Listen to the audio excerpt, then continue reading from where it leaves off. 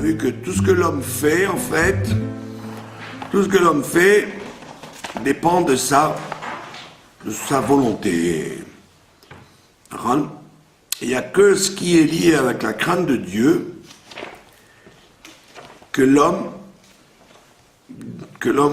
décide, d'accord? Tout le reste, c'est dans les mains de Dieu. Comme il y a écrit, Akol bidei shamayim, tout le monde connaît ça. Tout est dans les mains du ciel, sauf la crainte du ciel. D'accord? Alors, ça veut dire quoi? Donc, ça veut dire que il ne peut pas être décrété chez quelqu'un s'il va faire des bonnes choses ou des mauvaises choses. Ça, c'est pas décrété.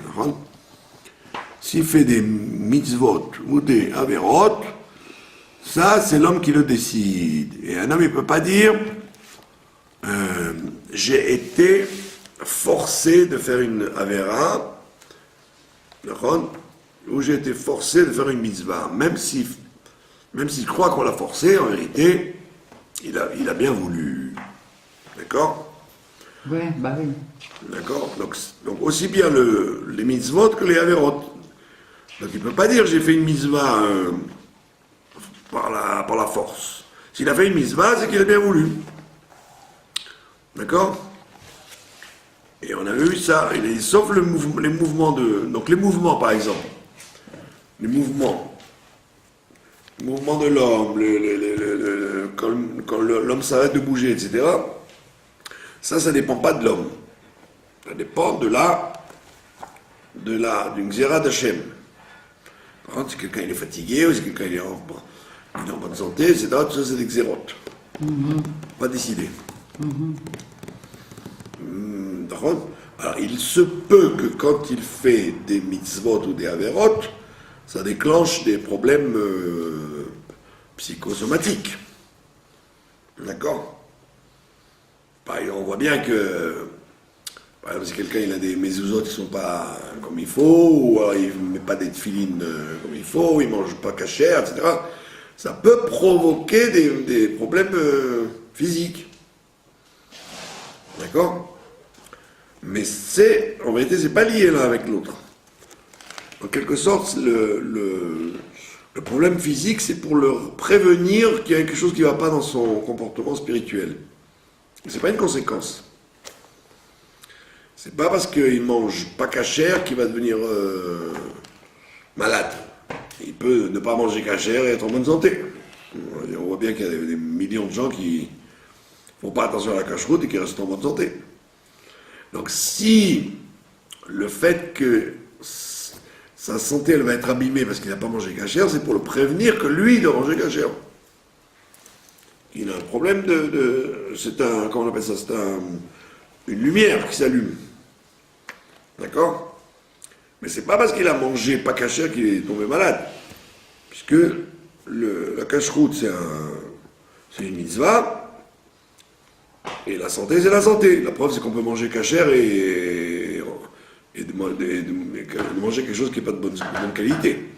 Prendre quelque chose qui est kasher, comme vous voyez pendant la Shemitah, le Badatz, ils écrivent, ils vous vendent des sirops, par exemple, des jus de fruits, il dit, ne contient pas de fruits.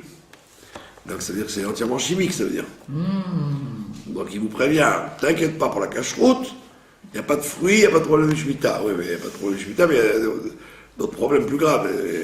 Le sucre. Le sucre et les colorants et les comment on appelle ça, les produits chimiques qui rendent nerveux et qui... Ah, bah oui. Moi, je vois les petits, là. Et qui excitent les enfants, etc. Donc on voit bien que ça peut être kasher et pas du tout bon pour la santé. D'accord? Et l'inverse, ça peut être bon pour la santé, pas kasher. Comme quand on était petit, les docteurs ils disaient toujours il faut boire du jus de cheval, vous voyez? Ouais, c'est vrai. Pour donner de la force. Ouais. Alors les gens qui ne tenaient pas tellement de la cacheroute, ils donnaient à leurs enfants du viandox, du sang de cheval, des choses comme ça. Donc on voit bien que le Rambam te dit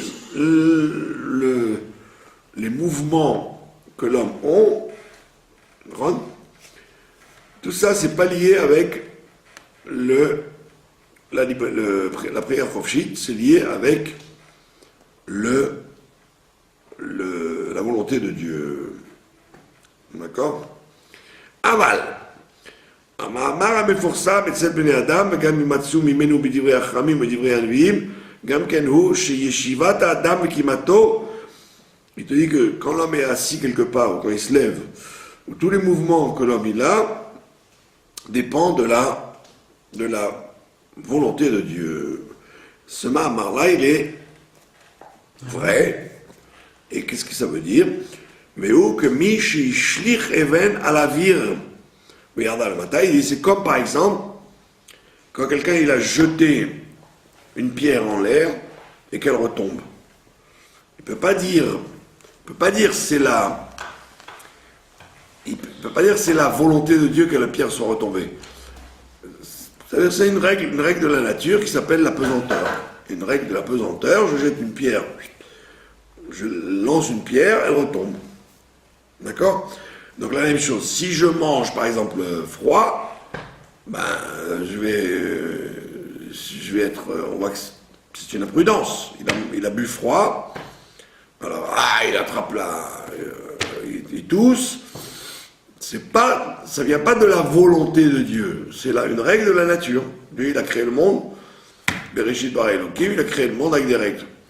Donc toi tu n'as pas respecté ces règles, donc ne viens pas dire c'est Dieu qui m'a puni parce que j'ai fait quelque chose. Ça n'a rien à voir. C'est-à-dire, tu as bu froid, donc automatiquement, tu as attrapé mal. D'accord?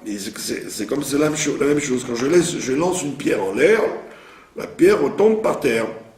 C'est normal. C'est pas une punition qu'elle soit retombée par terre. Chez Birtson Hashem Itbarer Yarda Lamata.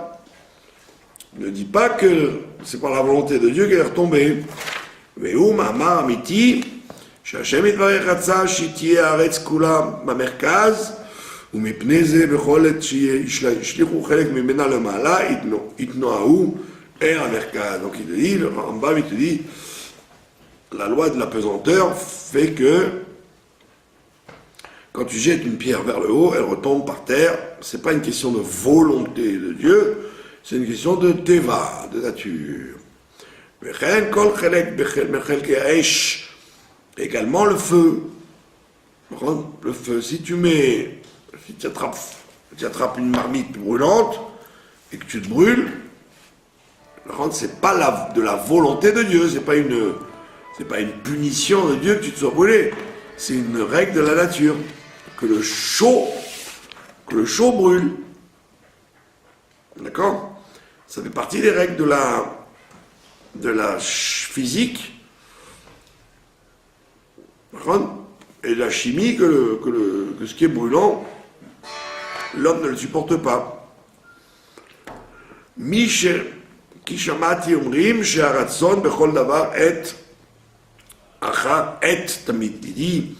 Il dit que il semblerait que la volonté de Dieu dans chaque instant, que la chose soit comme ça. Il te dit non. D'accord? Et nous, on ne doit pas croire que si tu t'es brûlé parce que tu as mis la main au feu, c'est parce que Dieu t'a puni. Dieu t'a pas puni. Il a créé une règle qui s'appelle la règle que la chair de l'homme elle est sensible au feu. D'accord? Et quand est-ce qu'il y a eu le Ratson? C'est au début de la création. Quand Dieu a créé le monde, effectivement, il a créé avec ces règles-là. Alors, comme il dit le Baal Shem Tov, que la création continue. Donc, c'est pas un Ratson de te brûler.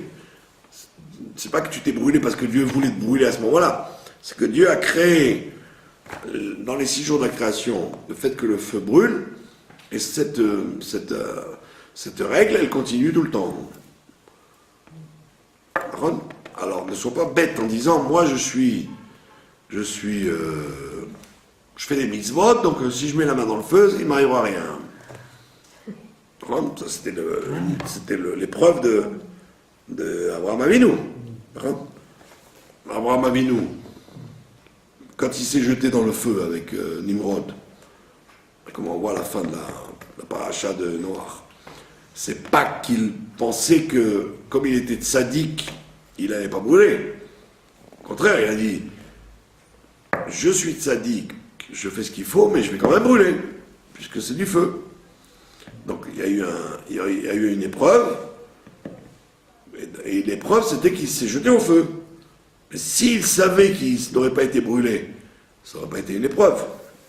S'il savait que, étant donné qu'il avait tellement travaillé sur son corps que le feu ne le brûlerait pas, donc il ne lui arriverait rien, on n'aurait pas appelé ça une épreuve d'Abraham.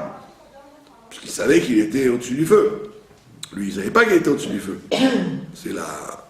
C'est le miracle qu'il y a eu que le feu n'a pas brûlé. Donc ne dis pas qu'un phénomène naturel, il vient en punition ou en récompense. Ça n'a rien à voir. Il y a le phénomène naturel. Il n'y a rien à faire. D'accord ? Quand tu achètes un pot de mayonnaise, tu donnes 10 shekels et tu obtiens un pot de mayonnaise. Mais n'espère pas que la dame, elle va te dire, bon, reprenez les 10 shekels et gardez la mayonnaise. Par contre, ça c'est déjà c'est un S. C'est pas un truc naturel. Naturellement, tu dois avoir 10 shekels si tu as acheté un pot de mayonnaise. Même plus que 10 shekels d'ailleurs. Donc il te dit, le Rambam, la création a été faite depuis les 6 jours. Et donc tout ce qui est lié avec la création n'attend pas que ça soit changé normalement. Ça doit être comme c'est. Ne dis pas j'ai pas de temps à perdre, l'eau va bouillir tout seul, j'ai pas besoin de mettre en route le koum-koum, l'eau va chauffer tout seul. Je suis assez méritant pour ça. Non, il n'y a pas besoin de faire un miracle pour rien. Donc quand tu vas te faire un café, le café, il faut que tu le fasses d'après les règles habituelles, de l'eau, du feu, du sucre, etc. D'accord ? Parce qu'il y a beaucoup de gens qui jouent là-dessus, qui se croient, ça y est, je suis dans la Gdoucha, donc la Teva n'a rien à voir avec moi. La Teva, elle a un rapport avec toi, bien sûr. Ah bon, on dit aussi que le juif, il est au-dessus de la nature. Oui, le juif, il est au-dessus de la nature, mais il faut pas compter là-dessus, a priori, quoi. Tu peux pas dire, je vais me lever à 8h pour être à 8h02 au travail. Je vais raccourcir le temps par mon mérite. Si tu es vraiment méritant, que tu t'es réveillé malgré toi à 8h, c'est possible qu'il y ait un raccourci, un temps élastique, on te fasse un S. Mais a priori, tu peux pas jouer là-dessus. Tu dois compter qu'il faut tant de temps pour arriver à telle et telle chose. D'accord ? Et c'est pour ça que le Kohelet, Shlomo Ameler, il dit En kol Kadash tachat hashamesh. Il n'y a rien de nouveau sous le soleil. Ça veut dire que sous le soleil, dans le monde de la réalité, il n'y a rien de nouveau. Tout est reconduit depuis les 6 jours de la création. C'est pour ça que les sages ont eu besoin de dire que tous les miracles, les prodiges, tous les prodiges en dehors de la nature qu'il y a eu, et qu'il va y avoir, mais Asher il y a Ad Bahem Akatouv que le verset a annoncé, Kulam Kadam Bahem Aratson Beshet Yimei Bereshit. Même ces choses-là, Dieu les a voulues avant la création du monde. C'est-à-dire que Dieu il a décidé qu'il y ait 2 systèmes. Le système de la création naturelle et le système du miracle. Les 2 systèmes, il les veut. Alors, des fois il veut comme ça, des fois il veut comme ça. Alors, quand il a besoin, il fait marcher le système du Yemei Bereshit, et quand il a besoin, il fait marcher le système miracle. Mais toi, tu n'es pas censé savoir quand le système miracle va fonctionner. D'accord ? quoi le système miracle? Ben, qu'il va y avoir un miracle dans un Phénomène? Ouais, un phénomène va se passer miraculeusement, ça tu veux pas le prévoir. Ah ouais? Ouais. Bah non. Alors, on voit par exemple quand tu as de l'argent, par exemple, tu as de l'argent dans la poche, ou tu as de l'argent, ou tu as une quantité de choses particulières. Alors, on te dit que dès que l'œil voit, dès que l'œil a compté, il ne peut plus y avoir de miracle dessus. L'œil a compté? Si par exemple tu as compté, par exemple tu as 100 shekels, tu as 5 billets de 20 shekels. Donc, tu sais pas, toi, tu as mis apparemment 5 billets de 20, si tu les as pas comptés, ben, ils peuvent faire des petits sans que tu t'en rendes compte. Mais si tu les as comptés, alors ça y est, ils sont finis. Ils resteront 100 shekels parce que tu les as limités. D'accord, c'est écrit comme ça à propos de la récolte. Quand on mettait la récolte dans la grange, il fallait pas compter la récolte. D'accord? Parce que la bracha, elle est quand on ne voit pas. Donc d'où le baba salé avec les huiles qui terminaient jamais, ou moi j'ai vu chez le rabbi, la bouteille de kos chez le bracha quand il versait, elle était entourée d'un papier kraft. D'accord? Alors les gens ils me disaient c'est parce qu'ils voulaient pas qu'il y ait des goïs qui regardent. Ouais, c'est pas ça. D'accord? L'épicerie? Ils voulaient pas qu'il y ait des goïs qui regardent. D'abord, je vois pas pourquoi il y aurait combien de goïs il pouvait y avoir dans la salle. En plus, on a vu qu'ils regardent, que c'est pour le kidouche, mais le vin de la bracha. Donc il y avait le Rav Porkins qui lui remplissait la bouteille, et elle restait toujours dans le papier kraft. Et en vérité, quand tu calculais, tu dis c'est pas possible qu'une bouteille de 1 gallon, ça fait 1,5 litre, 1,5 litre, elle puisse faire autant de gens, quoi. C'est pas possible que ça fasse autant de gens. Normalement, ça doit, après 50 personnes, c'est fini, quoi. Alors là, vous voyez qu'il continue à verser, ça continue à se remplir. Donc pourquoi? Parce que la bouteille était cachée. Ça devait être pour toi, ça. Comme la bouteille était cachée, tu ne la voyais jamais se finir. Donc ça veut dire que là, quand l'homme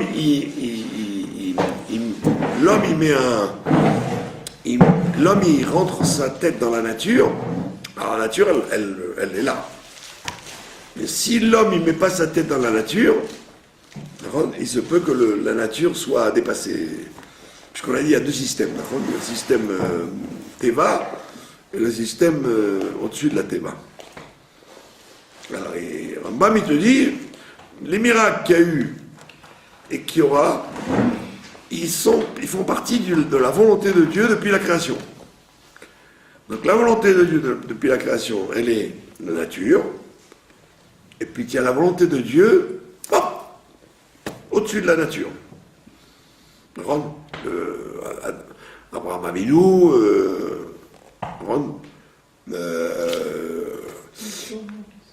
ou qu'est-ce qu'il a fait, comment il s'appelle, Yaakov Avinu, qui a eu énormément de brebis alors que naturellement il ne devait pas en avoir autant, ou la mer Rouge, ou tout ce que vous voulez, tous ces trucs-là qui sont au-dessus de la nature, ça fait partie aussi du système de la création. C'est pas venu en plus. D'accord? Mais toi, tu ne dois pas dire, bon, moi je fonctionne après au-dessus. Je ne peux pas dire je suis au-dessus. D'accord? S'il faut 30 secondes pour descendre les escaliers, alors compte 30 secondes. Ne dis pas, je ne veux pas le savoir, je serai au bas de l'escalier tout de suite. D'accord? Alors il se peut que Dieu te fasse des miracles, mais c'est pas toi qui peux décider quand. D'accord? C'est pour ça que la Gemara dit quand l'œil y voit, ça limite la chose. Donc ça limite la bracha de la chose. D'accord? Donc ça veut dire quoi? Ça veut dire que si tu veux que Dieu te fasse un NES par derrière, mais mets-toi dans les conditions que le NES ait lieu, quoi. D'accord? Que 1 et 1 ne fassent pas 2. 1 et 1 fassent plus. והושם בטבע הדברים אז שיתחדש בהם מה שיתחדש. Vous en êtes tout d'arabe. Je suis... Vous le lisez ou... Ouais, attendez, alors on va arriver à un début de chapitre. וכאשר יתחדש הדבר בעת הצורך, יחשבו הרואים בו שעתה נתחדש ואין הדבר כן. Il te dit, Dieu a décidé qu'une chose, elle va se renouveler, d'accord? Et quand elle va se renouveler, les gens qui le voient croient que c'est quelque chose qui n'a jamais été décidé, alors qu'en réalité, le ratson de Dieu, il existait déjà. D'accord? Comme voilà, une nouvelle année qui arrive. Une nouvelle année qui arrive, donc vous avez, comme il dit là-bas le Tanya, que c'est des influences qui n'ont jamais eu lieu. Ils ne se sont jamais passées encore. Ah ben non.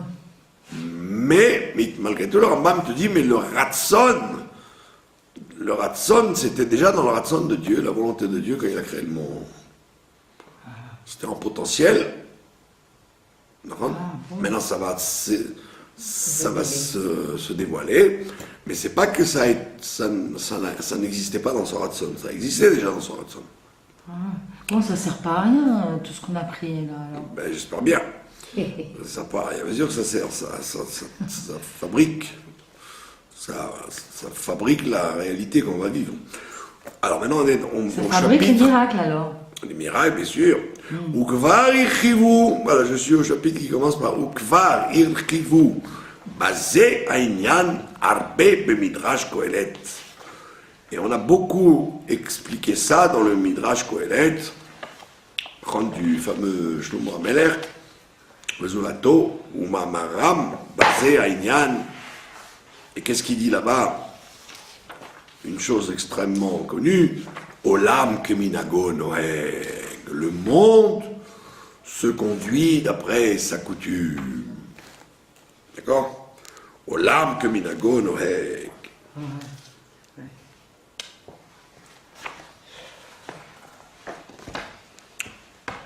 D'accord? Il te dit, voilà la preuve, il te donne un exemple. Olam Keminago Noeg, il te donne un exemple négatif, exprès. Il te dit, si quelqu'un a volé un CA de blé et qu'il a planté, eh bien, que les gens ne croient pas que le CA de blé ne va pas donner normalement la récolte, bien que ce soit du blé volé. Écrit Olam Keminago Noeg. Ça veut dire, ne dis pas, moi quand j'étais à l'école, alors il y avait des juifs très assimilés. Au lycée Jacques de Cour, il y avait des juifs très assimilés, et il y en avait un qui était bête comme ses pieds, vous voyez, devant les goyim qu'il y avait. Alors, il me disait, parce que non, les gens qui mangeaient cachère, ils prenaient un café, c'est tout quoi, un café ou un œuf des fois. Parce qu'on savait que les œufs, ils étaient bouillis tout seuls quoi. Un œuf avec du sel et un café. Et il y en avait qui se mangeaient des sandwichs avec des jambons, etc. Alors il y avait un juif, un copain à moi, il faisait exprès, il commandait un grand jambon beurre avec une bière.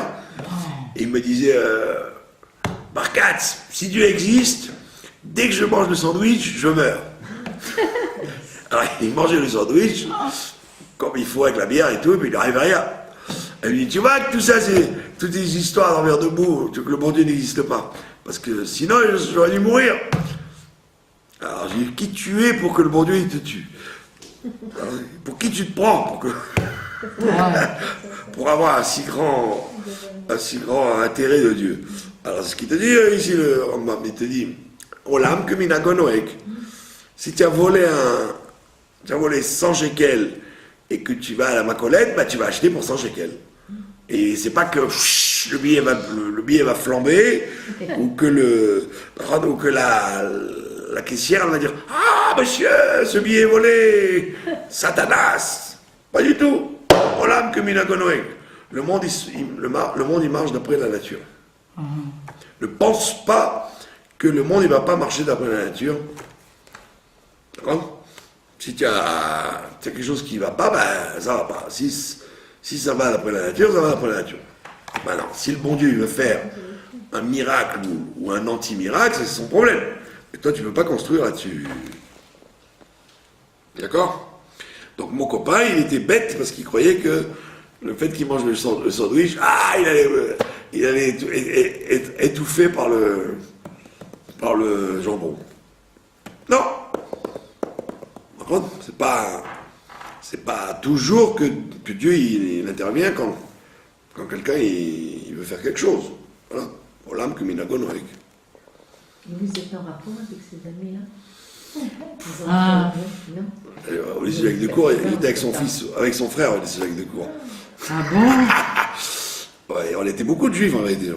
C'est après que je me suis rendu compte. Je ne le savais pas trop. Il est resté 1 an. Mais il était avec moi. Vous vous rappelez de lui? Regarde, Bien sûr. tu vois, et Vous- regarde, Vous vous rappelez de lui? Je me rappelle la preuve, c'est quand je l'ai vu, je l'ai remis, quoi, plus ou moins. Mais c'est quand vous m'avez dit votre nom que j'ai pensé à lui. Parce que les juifs vont se repérer entre nous. Ouais. Ah Il y ouais. avait Ah. un oreille. Rosenbaum, je savais pas goy, ça. Et après, quand on dévoilait qu'il y avait des juifs qu'on ignorait, par exemple, il y avait deux gros génies, ils s'appellent Lyon-Caen. Lyon-Caen.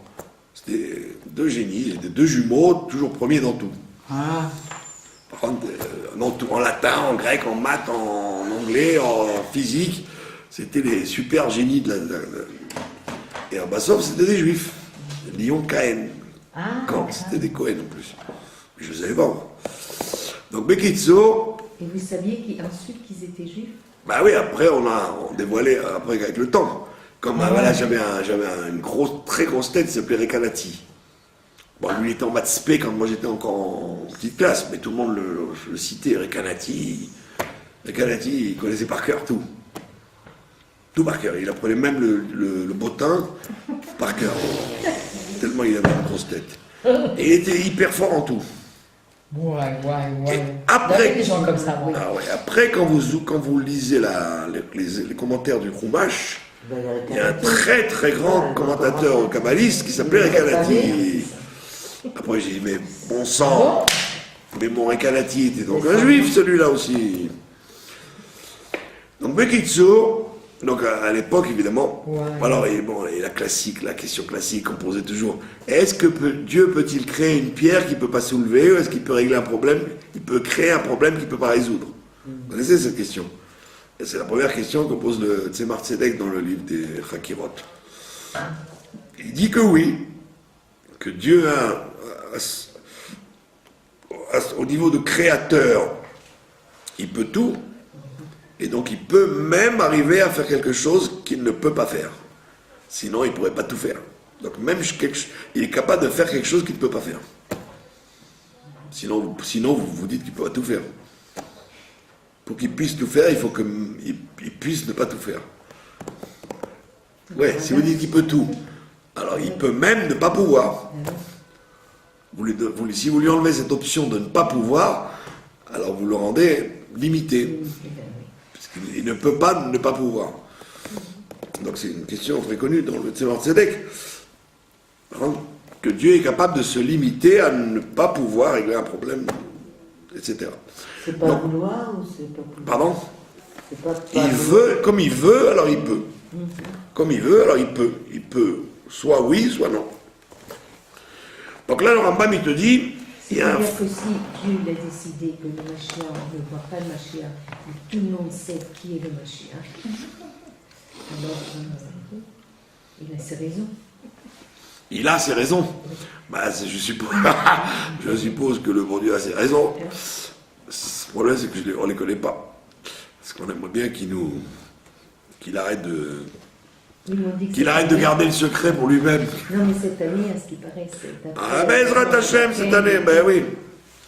À ce qui paraît, je voudrais pas que ça ne fasse qu'apparaître, je voudrais que ce soit réel. Donc il te dit, Olam Keminago Noeg, le monde se conduit d'après son habitude.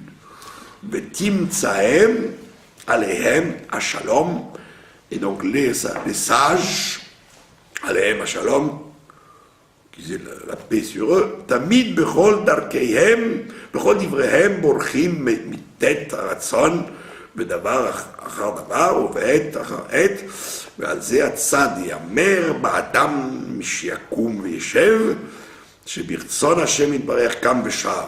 Et donc là-bas, on va dire que quand quelqu'un se lève ou quelqu'un s'assoit, les Chachamim te disent, bah ça dépend du ratson de Dieu. Puisqu'on a dit que tout dépend de Dieu sauf la crainte. Donc ça, c'est pas lié à la crainte. Le fait que je me lève ou que je m'assois, ça dépend du ratson Hashem, de la volonté de Dieu. Rotzelomar, ça veut dire quoi? Chez Oussam Betivo, Bitrilat Briato, chez Yakum Veyeshev Bibchirato.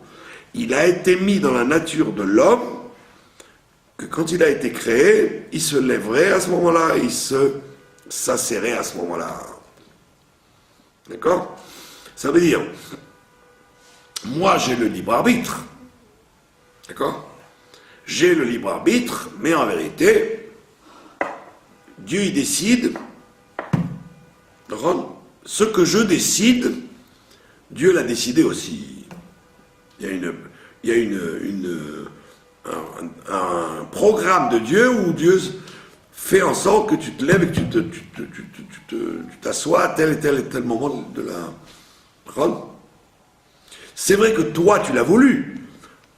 Toi tu t'es levé à 5 heures. Et tu as voulu te lever à 5 heures.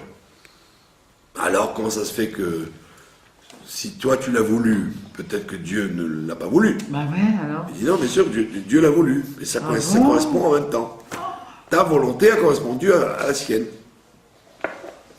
Puisqu'on a dit que la seule chose que Dieu ne décide pas, c'est les choses liées à la Hirat Hashem. Ça, en quelque sorte, il y a une istalkout, il y a un retrait de Dieu qui te laisse entièrement décider de faire une mitzvah ou une avéra. Mais la tefila, c'est Hirat Hashem, non? Oui, bien sûr. Même la tefila. Donc sur ces choses-là, en quelque sorte, Dieu ne se mêle pas. Sur tout le reste, il intervient entièrement. Donc quand tu te lèves, tu as le sentiment d'être le seul à avoir voulu te lever. Il dit, comme c'est pas lié avec la Hirat Shamayim, sache que Dieu est dans le coup. Il a voulu que tu te lèves. Au moment où tu as voulu te lever, il a voulu que tu te lèves. Ça correspond en même temps. Mais le Rambam, il t'explique dans son livre qu'en vérité, l'homme n'arrive pas à comprendre ça. Parce qu'il a l'impression que... La preuve, il y a des gens qui jouent, ils disent, puisque Dieu sait que je vais me lever à 5 heures, moi je ne vais pas me lever à 5 heures. D'accord? Puisqu'on dit qu'il n'y a que la crainte de Dieu qui dépend de moi. Ben moi je dis non. Je dis que moi aussi je fais ce que je veux. Très bien. Même si tu penses qu'à 5 heures tu ne vas pas te lever parce que Dieu pensait que tu allais te lever à 5 heures, eh ben, le fait que tu ne te lèves pas à 5 heures, et c'est effectivement ça qu'il voulait que tu fasses. Tu ne te lèves pas. Alors là, moi, ça fait... Donc dans tous les cas de figure, Ça fait 2 jours que... tu fais ce que Dieu veut que tu je me fasses. lève tard et que j'ai bâclé mes prières. Hachem, il a voulu ça? Ben oui, Ou c'est parce que j'ai... Dieu il a voulu ça. D'accord? L'Oshéurotseata, il te dit, c'est pas qu'il veut maintenant. Oui, c'est pas que Dieu il te suit au pas à pas. C'est pas qu'il veut maintenant que tu te lèves ou que tu te lèves pas. Oh, Shelo Yakum, que tu te lèves ou que tu te lèves pas. Que Mo Shelo Rotseata binefilat haeven azot shetipol. Comme il a dit tout à l'heure, c'est comme la pierre que tu as jetée et qui est retombée. Ne dis pas que c'est maintenant que Dieu il a voulu ça. Non, il a inscrit ça dans la création depuis toujours, que quand tu jettes la pierre, elle va retomber. Donc c'est pas qu'il a besoin, en quelque sorte, le Rambam vient te dire que c'est pas qu'il y a une surveillance que le bon Dieu a besoin de remettre en route. Non, il te dit c'est un mécanisme qui a été mis à Bereshit déjà. Que le feu brûle, que la pierre tombe, Donc il dit la même chose. Tout ce qui n'est pas lié avec la crainte de Dieu, c'est pas que Dieu il te suit au pas à pas, en disant tiens, tu vas te lever, tu vas pas te lever, tu vas faire ça, tu vas pas faire ça. Il dit c'est pas comme ça, c'est une chose qui a déjà été inscrite dans le l'histoire de l'humanité depuis 6 jours. Que tu devais te lever maintenant. D'accord? Ah, c'est vrai que toi tu l'as voulu. C'est vrai que tu l'as voulu et que tu as tout fait pour. Ok, ça ne gêne pas. Il n'y a pas de contradiction entre ta volonté et sa volonté. Ta volonté, elle est au moment, sur le moment. Alors que la volonté de Dieu, elle était déjà depuis longtemps que dans 6000 ans, cette personne-là va se lever. Il y a le film déjà. D'accord? Ou klal adavar shenamin bo, et donc le principe qu'on doit croire, qui kemo sheratza Hashem itbarer sheyeh adam nitzav hakoma, comme Dieu, il a voulu que l'homme soit debout, soit un bipède, rechav, echazé, qui soit large, baal etzbaot, qu'il ait des doigts. Ken ratza shitnoea ve'inanu me'atzmo. Il a voulu aussi qu'il fasse des mouvements. C'est la même chose. Tu t'étonnes d'avoir des doigts qui bougent. Ben oui, ça veut dire que comme tu es un ben Adam, tu as des doigts qui bougent. J'ai fait exprès. Comme on dit à propos de l'Avdallah. Quand on fait l'Avdallah, on planque le pouce et on ferme les doigts. Pourquoi on fait ça? Parce que avant qu'Adam Arishon ne faute, il était comme un singe. Il avait des doigts comme ça, mais il n'avait pas de pouce. Pourquoi? Parce qu'il n'avait pas besoin du pouce. Le pouce, c'est pour faire des choses. C'est pour travailler. Le singe, il n'a pas besoin de pouce parce qu'il ne fait rien, à part de se pendre aux arbres. D'accord? Donc l'homme, n'ayant pas besoin du pouce, il avait 5 doigts de la même façon. Dès qu'il a fauté, Dieu lui a dit, maintenant tu vas être chassé du Gan Eden, donc tu vas être obligé de travailler avec tes mains, et donc tu as besoin du pouce, sinon tu ne pourras rien faire. Donc quand on fait Avdallah, on essaie de retrouver la pureté qu'on avait avant la faute, donc on cache le pouce pour dire à l'éveil qu'on soit comme Madame Arishon avant la faute. Amen. D'accord? Donc ça veut dire que c'est en vérité une malédiction qu'on ait eu le pouce. Parce qu'on a dit maintenant, allez au travail. Tu as besoin d'avoir ton pouce parce qu'il va falloir labourer et couper du bois, etc. etc. C'est une catastrophe. Alors qu'au début, il n'y avait rien à faire. Tout se faisait tout seul. D'accord? Il n'avait qu'à profiter du monde. Ah ouais. Et comme il a gâché ça, on lui dit maintenant, tu veux profiter du monde, il faut bosser. Donc Rambam, il te dit, comme tu as des doigts qui bougent, comme tu marches debout, etc., tout ça c'est déjà réglé dans le principe de la création. Donc de la même façon, quand tu bouges pas, tout ça c'est réglé dans le principe de la création. Il n'y a pas un côté, il n'y a pas de prira là-dessus, il n'y a pas de prira chofshit. C'est pas lié avec le libre arbitre. On va pas te dire, bravo, tu marches avec des jambes, bravo, c'est ta prière chofshit. Non, c'est la nature de l'homme. Jusqu'à tel âge, il marche à 4 pattes, et puis après il marche à 2 pattes, et après il marche à 3 pattes. À 3 pattes. Donc là, c'est pas lié avec le libre arbitre. D'accord? Tu vas pas féliciter quelqu'un dans la rue parce qu'il marche. Il marche parce qu'il a été fait pour ça.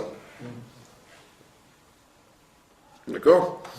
Veyase peulot bibchirato. Et tu vas pas dire qu'il va faire des actions par son action.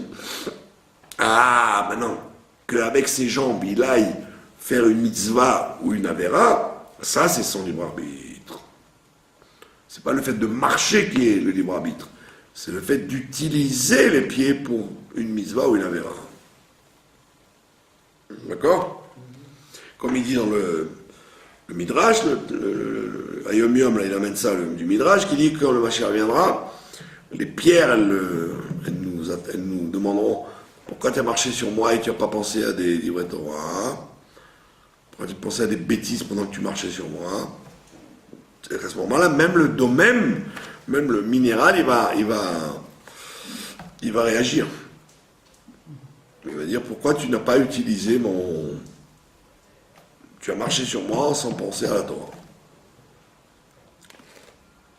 En machiach lo alehem, lo monea mehem. Donc Dieu, il dit, Rambam, il te dit, le bon Dieu n'empêche pas.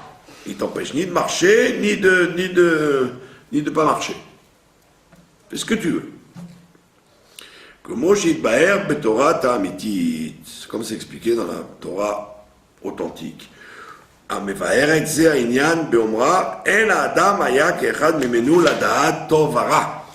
il a dit dans le pasuk qu'on a lu Shabbat, Bereshit, il a dit, voici que l'homme, il est comme nous, et qui connaîtrait le bien et le mal. Ça veut dire que avant que l'homme ne faute, il ne connaissait pas la différence entre le bien et le mal. Il était en vérité, naïf, quoi. C'est pas qu'il était saint. Il n'était pas saint, il était naïf. Il avait comme le... Pardon ? Tmimout. Voilà, il avait une tmimout. Il ne savait pas ce que ça veut dire le bien et le mal. C'est pas qu'il transcendait le bien ou qu'il travaillait pour ne pas faire du mal. Naturellement, il était bien. D'accord ? Comme quand on voyait les bébés qui sont tout nus dans la baignoire. Il ne pense pas qu'être nu, c'est quelque chose de tsniout, pas sniout. Il aime l'eau et il est tout nu dans la baignoire, et c'est tout. Mais il n'est pas tzaddik. C'est pas qu'il voit pas le mal ou qu'il voit le mal. Il n'a pas encore le sens de ce qu'on fait et ce qu'on ne fait pas. Donc Adam Rishon, il était comme ça. D'accord ? Et donc c'est le serpent qui l'a rendu vicieux. Comme il dit le Orachaim Makadosh, il dit, ne crois pas que quand on dit que le serpent était intelligent, il dit qu'il n'était pas intelligent du tout, il était vicieux, c'est différent. Parce que s'il avait été intelligent, il n'aurait pas fait fauter l'homme. Parce que même lui, il en a bavé de ça. Donc il dit, le Orachaim Makadosh, il dit, ne crois pas que les gens qui sont Meturkamim, qui sont malins, c'est forcément des gens intelligents. Ils peuvent être malins, mais pas intelligents. Bah oui, il est intelligent parce qu'il te roule, il fait des sales coups, mais qu'est-ce qu'il gagne ? Voilà. Il va aller en prison, il va mal finir. Donc, le serpent, il n'était pas chacham, il était haroum, il était rusé, pas intelligent. Parce que s'il avait vraiment été intelligent, il aurait fait le bien pour gagner plus. Alors que là, il a perdu, l'homme a perdu, la femme a perdu, on est encore là. Et ils sont devenus aroumim à cause de lui. Non, il était aroumim dans le sens qu'il était nu. Et lui, il était aroum, parce qu'on relie les deux psukim ensemble. Ils étaient tous les deux nus, aroumim, mais ils n'avaient pas honte. Et après, on dit le serpent était aroum. Et là, on dit non, pas aroum dans le sens nu. Aroum dans le sens armoum. Il était rusé, vicieux. Donc il te dit que ce vice, il l'a fait rentrer dans l'esprit d'Adam et de Chava. Alors qu'ils étaient tmimim, ils étaient naïfs. D'accord ? C'est pour ça que les gauchistes, quand ils disent vous voyez le mal partout, ça va, on est après à la Marichonne, mon ami. Après à la Marichonne, ne raconte pas que tout est blanc. C'est évident que tout n'est pas blanc. D'accord, donc il ne faut pas faire semblant de dire mais non, mais nous on est comme maman à la Marichonne, on ne voit pas le mal. D'accord ? C'est faux, maintenant tu ne peux plus faire semblant. Ugvar be'er atargum beferush. Et la traduction a expliqué chez Aratson, beau quand on a voulu dire Mimenu ladat tovara, qui ne connaissait pas la différence entre le bien et le mal, Otselomar, ça voulait dire Shehu Aya Echad Baolam. Il était tout seul dans le monde, Adam Arishon. Retzoni Lomar, Min She'eno Kamohu Min Acher. Sheishtatef Imo.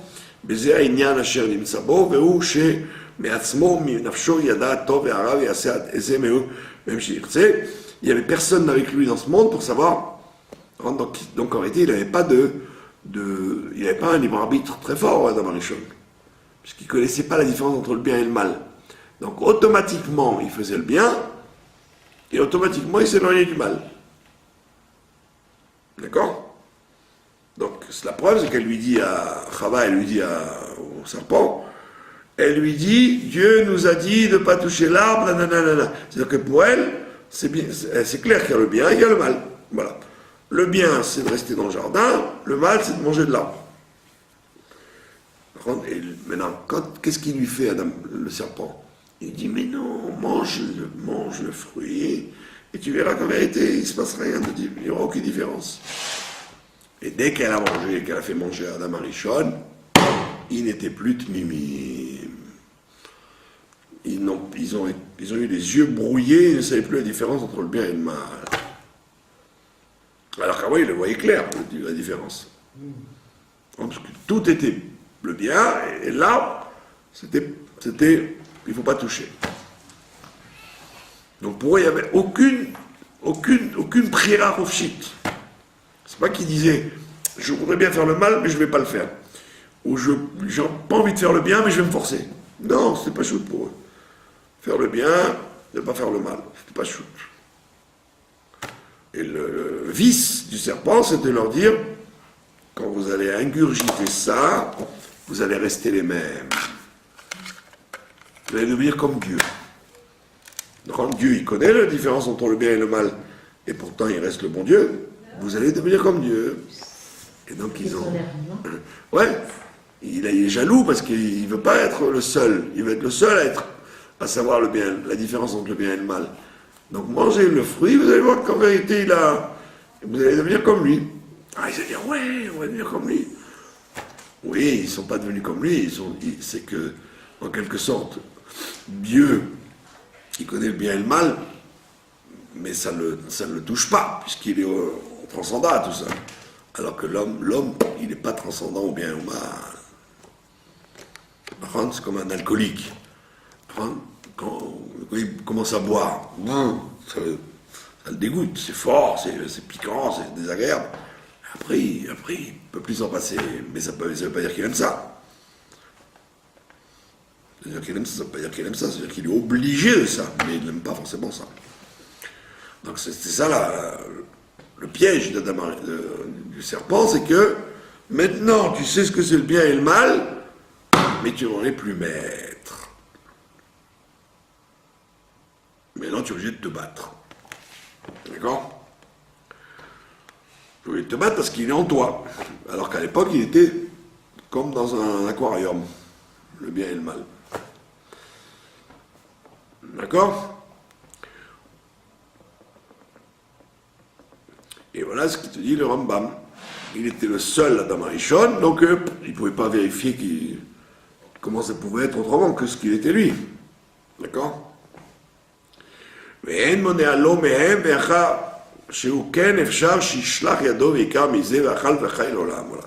donc comme il pensait, comme il n'y avait pas d'autres exemples sur la terre, donc il n'a pas... Quand tu vois un mauvais exemple sur la terre, ben, tu peux dire, ah, faut pas faire ça, regarde-le comme il est, lui. Oh là là. Donc, alors lui, c'est un sadique, il faut faire comme lui. Mais lui, il était tout seul. Donc il s'est dit, qu'est-ce que je risque? Qu'est-ce que je risque? Au pire des cas, je ferai une cure de désintoxication de la pomme. D'accord? Le problème, c'est qu'une fois qu'il en a mangé, il n'était plus le même. C'est pour ça que le bon Dieu lui a dit, ah, pourquoi tu t'es caché? Ah, alors maintenant tu sais qu'être tout nu, ça se fait pas quand on est un grand garçon. Parce qu'il se cachait dans le jardin. Pourquoi il s'est caché? C'est-à-dire qu'il n'avait plus comme le bébé, le sentiment que être tout nu, c'est marrant, quoi, c'est tout. D'accord? Mais maintenant que ça, c'est devenu la réalité de l'homme, Retzoni Lomar, c'est-à-dire chez Yassé, Beprirato, Peulot, Atov et Hara. Et alors maintenant, c'est lié avec le libre arbitre, de vouloir faire du bien ou du mal. Imken, Itrayev, le Lamdo, Darke, Atov et Hara. Donc il est obligé d'apprendre. Donc le Rambam, il te dit maintenant, puisque tu es obligé, puisque tu as le libre arbitre là-dessus et pas sur autre chose, maintenant tu as le libre arbitre là-dessus. Donc tu es obligé d'apprendre ce que c'est le bien et ce que c'est le mal. Donc tu as un chiyuv d'apprendre. Si tu n'apprends pas, tu ne sauras pas qu'est-ce qui est le bien et qu'est-ce qui est le mal. C'est pour ça qu'il y a une mitzvah de connaître la Torah, parce que l'homme n'a aucune conscience innée du bien et du mal. C'est faux de dire l'homme naturellement il sait le bien et le mal. C'est pas vrai. L'homme ne sait pas la différence entre le bien et le mal s'il n'apprend pas. D'accord? On voit ça dans la tsniout. La tsniout, il y a plein de femmes qui sont très gentilles, de bonne volonté, etc. Elles n'ont aucune tsniout. Mais c'est pas parce qu'elles sont vicieuses. C'est parce qu'elles n'ont pas conscience qu'il y a des lois de tsniout. D'accord? Elles n'ont pas une conscience. Et en vérité, dans tout, tu dois avoir une connaissance du bien et du mal. Dans chaque mitzvah, nous on a le Shulchan Aruch, donc on sait si un étrog il est cachère, ou un loulav il est cachère, ou une souka, etc. On sait, parce que les Chachamim nous ont défini le bien et le mal. D'accord? Mais nous, dans plein de choses, le vol, les relations humaines, etc. On ne connaît pas les choses du bien et du mal. Et c'est pour ça que le Rambam te dit maintenant il y a une obligation d'apprendre les chemins du bien et les chemins du mal. Vayetzaveu, vayazireu, vayainisheu, et que l'homme il a maintenant des ordres et des mises en garde et des punitions et des récompenses. Veillez kol ze yosher, et ça c'est la droiture. D'accord? C'est pour ça qu'il faut qu'il s'habitue à faire des bonnes actions. Parce que si tu fais une action bonne de temps en temps, elle ne s'inscrit pas chez toi de façon naturelle. D'accord? Ne crois pas ça. Ne t'imagine pas que parce que tu as fait une bonne action, ça y est, c'est ta nature. Non, c'est pas ta nature du tout. Tu dois t'habituer à faire des bonnes actions parce qu'elles ne sont pas dans ta théma. La nature de l'homme n'est pas de faire des bonnes actions. Vous voyez des gens par exemple, ils sont orthodoxes, ils font attention, mitzvot et tout. Et pourtant, dans un super, ils vont essayer de doubler la queue, par exemple. Ah ouais. Doubler 15 personnes. C'est-à-dire, c'est malhonnête. Tu fais perdre leur temps aux gens. Mais pourquoi les gens le font? C'est parce que dans la nature de l'homme, il y a cette volonté de vouloir toujours essayer de comment on appelle ça? De gagner. De gagner, voilà. De gagner du temps, de gagner les autres, etc. C'est une théva Et c'est très, très intelligent, parce que vous voyez que c'est un truc que plein de gens tombent. Naturellement, d'essayer de dire, tiens, je vais doubler la queue. Ça m'arrive. Pardon? Ça m'arrive. Donc, à doubler la queue, bah oui, mais il ne faut pas le faire. Si vous faites si les gens ça les dérange pas, d'accord. Mais si ça dérange les gens, ça s'appelle du vol de temps. Donc pourquoi on fait ça? C'est parce qu'en réalité, la théva de l'homme n'est pas bonne. On n'a pas une bonne nature. On a une nature qu'on doit éduquer de façon à ce que ça devienne un ergel. Comme quand vous mangez du pain, vous allez tout de suite faire le tila, tout de suite vous savez qu'il faut de l'eau, le tila, c'est une habitude. Et quelqu'un qui n'est pas habitué, il mange du pain, il va le mettre dans la bouche, comme ça. Donc les bonnes choses ont besoin d'un ergel, c'est-à-dire d'une répétition. D'accord? Alors que les mauvaises, non. Les mauvaises, il n'y a pas besoin de répétition. Ça vient tout seul. Jusqu'à ce qu'il arrive à avoir cette qualité-là. Jusqu'à ce qu'il va avoir cette qualité-là. Donc une qualité spirituelle, ça s'obtient par le travail, par le ergel. Il doit s'éloigner de plus en plus des mauvaises actions, jusqu'à ce qu'il enlève ce défaut de lui-même. Donc ne crois pas que... Pourquoi les gens se désespèrent? Parce qu'ils voient qu'ils ont du mal à enlever un défaut. Mais c'est pas étonnant. Qu'est-ce que tu t'étonnes? Un défaut, c'est très long à enlever, comme une qualité, c'est des fois très dur à acquérir. Mais alors, c'est pas grave, vas-y. Habitue-toi. D'accord? Comme le fait de se lever tôt, ou de se coucher tôt, ou d'arrêter de parler pour ne rien dire, de gagner du temps, de ne pas perdre du temps, c'est un travail.